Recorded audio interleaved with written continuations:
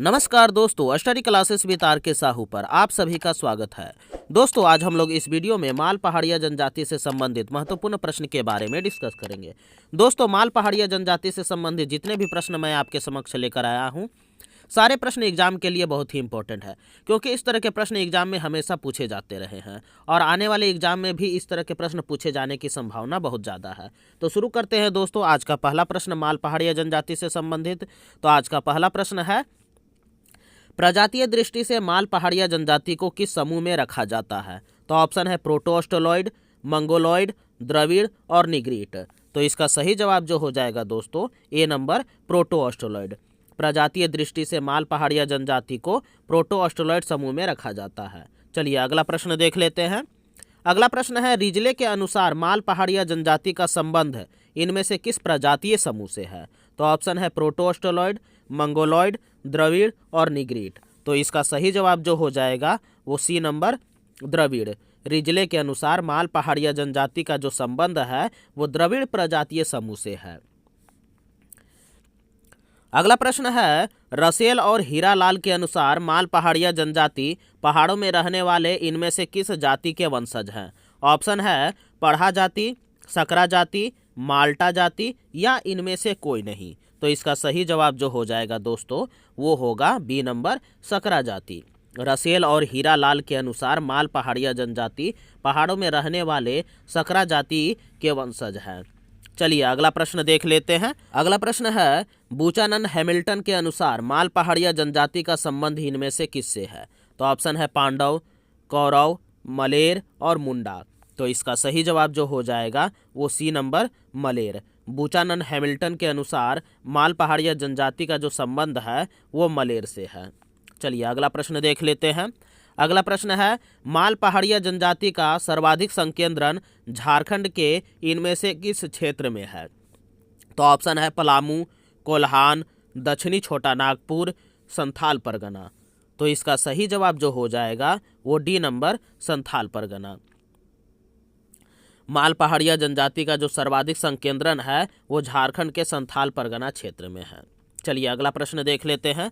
अगला प्रश्न है, माल पहाड़िया जनजाति संथाल परगना क्षेत्र के किस जिले में नहीं पाई जाती है?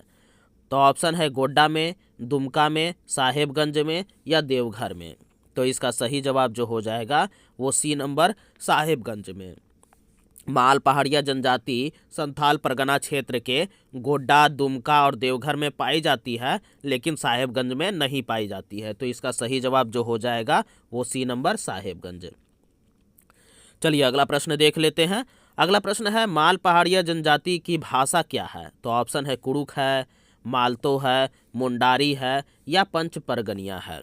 तो इसका सही जवाब जो हो जाएगा वो बी नंबर मालतो है। माल पहाड़िया जनजाति की जो भाषा है वो मालतो भाषा है। चलिए अगला प्रश्न देख लेते हैं। अगला प्रश्न है, माल पहाड़िया जनजाति की भाषा मालतो का संबंध इनमें से किस भाषा समूह से है? तो ऑप्शन है मुंडारी से है, द्रविड़ से है, इंडो आर्यन से है या इनमें से किस कोई नहीं। तो इसका सही जवाब जो हो जाएगा वो बी नंबर द्रविड़ से है। माल पहाड़िया जनजाति की जो भाषा है मालतो, उसका संबंध द्रविड़ भाषा समूह से है। चलिए अगला प्रश्न देख लेते हैं। अगला प्रश्न है, माल पहाड़िया जनजाति के बारे में इनमें से कौन सा कथन सत्य है?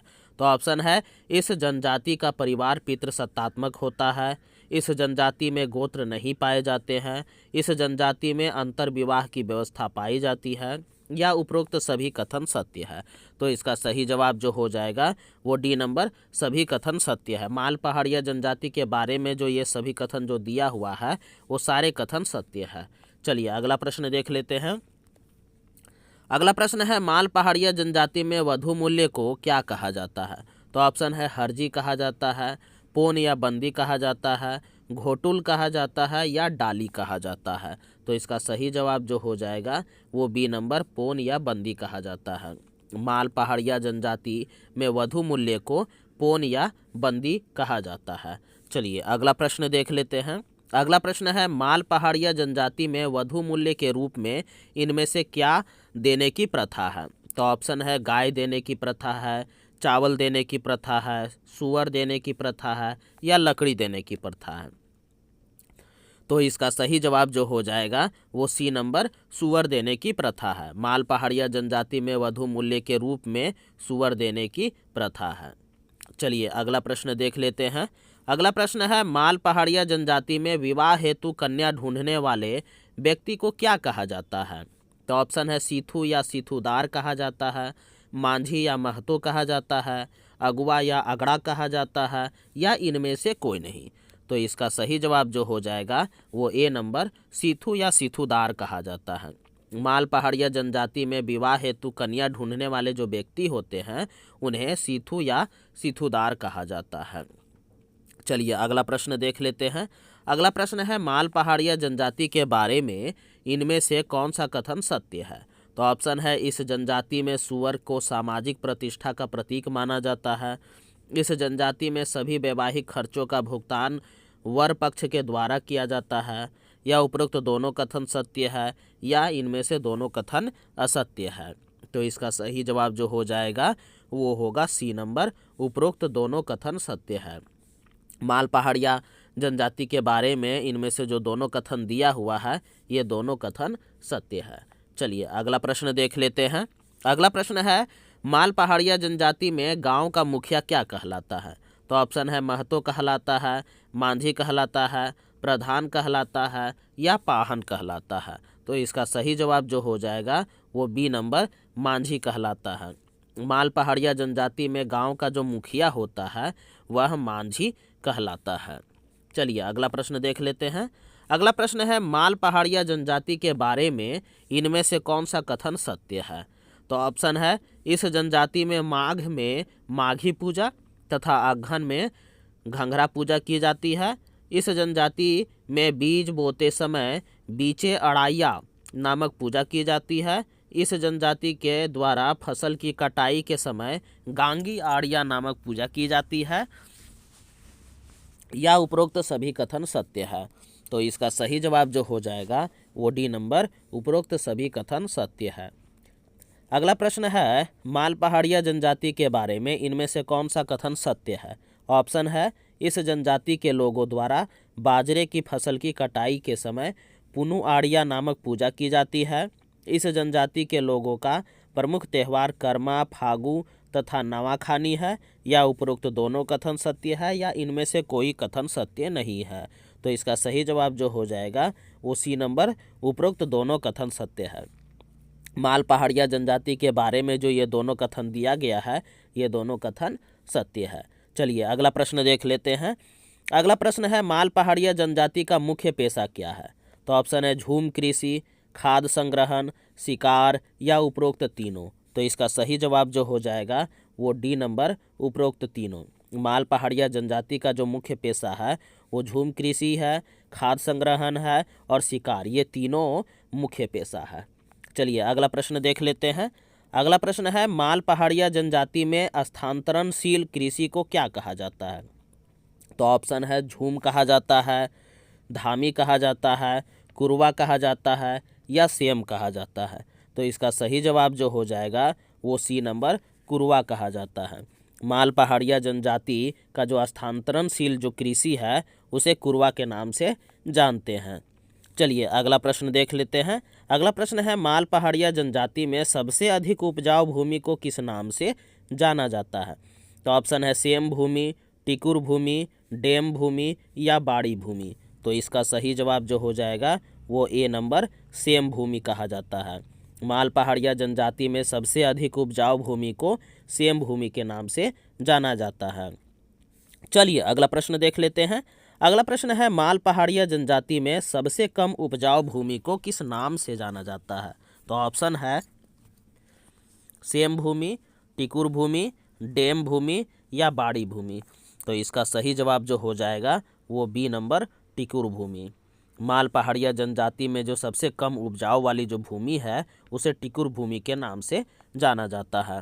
चलिए अगला प्रश्न देख लेते हैं। माल पहाड़िया जनजाति में मध्यम उपजाऊ भूमि को किस नाम से जाना जाता है? तो ऑप्शन है, सेम भूमि, टिकुर भूमि, डेम भूमि, या बाड़ी भूमि। तो इसका सही जवाब जो हो जाएगा वो सी नंबर, डेम भूमि। माल पहाड़िया जनजाति में मध्यम उपजाऊ भूमि को डेम भूमि के नाम से जाना जाता है। चलिए अगला प्रश्न देख लेते हैं। अगला प्रश्न है, माल पहाड़िया जनजाति में सब्जी उगाने हेतु प्रयुक्त भूमि को किस नाम से जाना जाता है? तो ऑप्शन है सेम भूमि, टिकुर भूमि, डेम भूमि या बाड़ी भूमि। तो इसका सही जवाब जो हो जाएगा वो होगा डी नंबर, बाड़ी भूमि। माल पहाड़िया जनजाति में सब्जी उगाने हेतु प्रयुक्त भूमि को बाड़ी भूमि के नाम से जाना जाता है। चलिए अगला प्रश्न देख लेते हैं। अगला प्रश्न है, माल पहाड़िया जनजाति के प्रमुख देवता निम्न में से कौन है? तो ऑप्शन है सूर्य देवता, धरती गोरासी गोसाई देवता या उपरोक्त दोनों या इनमें से कोई नहीं। तो इसका सही जवाब जो हो जाएगा वो सी नंबर, उपरोक्त दोनों। माल पहाड़िया जनजाति में प्रमुख देवता जो हैं वो सूर्य देवता और धरती गोरासी गोसाई देवता, ये दोनों देवता हैं। चलिए अगला प्रश्न देख लेते हैं। अगला प्रश्न है, माल पहाड़िया जनजाति के प्रमुख देवता धरती गोरासी गोसाई को इनमें से किस अन्य नाम से भी जाना जाता है? तो ऑप्शन है वीरू गोसाई, वसुमती गोसाई, उपरोक्त दोनों या इनमें से कोई नहीं। तो इसका सही जवाब जो हो जाएगा वो सी नंबर, उपरोक्त दोनों। इसमें बोल रहा है कि माल पहाड़िया जनजाति के जो प्रमुख देवता हैं धरती गोसाई गोरासी गोसाई, उनके अन्य नाम वीरू गोसाई और वसुमती गोसाई ये दोनों हैं। इसलिए इसका सही जवाब जो हो जाएगा सी नंबर, उपरोक्त दोनों। चलिए अगला प्रश्न और इस वीडियो का आखिरी प्रश्न देख लेते हैं दोस्तों। अगला प्रश्न है, माल पहाड़िया जनजाति के गांव का पुजारी क्या कहलाता है? तो ऑप्शन है पाहन कहलाता है, सयान कहलाता है, देहरी कहलाता है या पनभरा कहलाता है। तो इसका सही जवाब जो हो जाएगा वो सी नंबर, देहरी कहलाता है। माल पहाड़िया जनजाति का जो गांव का पुजारी होता है वो देहरी कहलाता है। दोस्तों इस वीडियो में बस इतना ही। दोस्तों आपको हमारा वीडियो कैसा लगा? अगर आपको हमारा वीडियो पसंद आ रहा है तो इसे लाइक कर दीजिए, शेयर कर दीजिए। साथ ही साथ दोस्तों अगर आप चैनल में नए हो तो इसे सब्सक्राइब करना मत भूलिएगा दोस्तों।